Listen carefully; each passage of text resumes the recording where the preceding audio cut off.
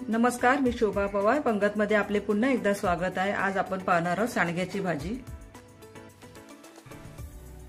इथे गॅसवरती मी कढई तापवून घेतलेली आहे। त्याच्यामध्ये 1 टीस्पून तेल घातलेलं आहे व हे अर्धी वाटी मुगाचे सांडगे आहेत, ते चांगले परतून घेऊया।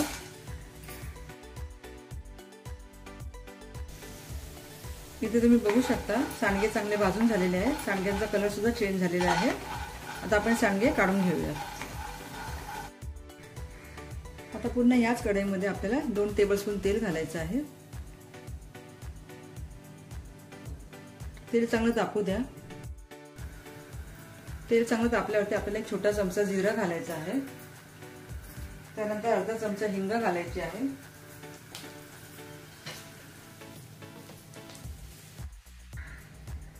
जिरा चांगलं तडतडल्यावरती लगेच आपल्याला 1 बारीक चिरलेला कांदा घालायचा आहे। कढीपत्ता घालूया व 1 उभी चिरून घेतलेली मिरची घालूया आणि गुलाबी रंगावरती होईपर्यंत कांदा चांगला परतून घ्यायचा आहे।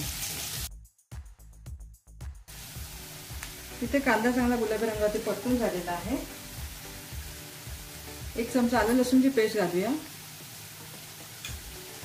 1 टेबलस्पून काळा मसाला घालूया। मीठ चवीनुसार व हळद अर्धा चमचा। इथे जर तुमच्याकडे काळा मसाला नसेल तर कांदा लसूण मसाला वापरू शकता किंवा मिरची पावडर व गरम मसाला वापरू शकता। आता हा मसाला चांगला 2 मिनिटं परतून घ्यायचा आहे।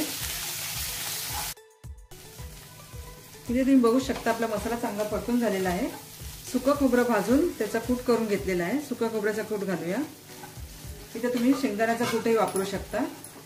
सांडगे घालून घेऊया व पुन्हा 1 मिनिट चांगलं परतून घेऊया।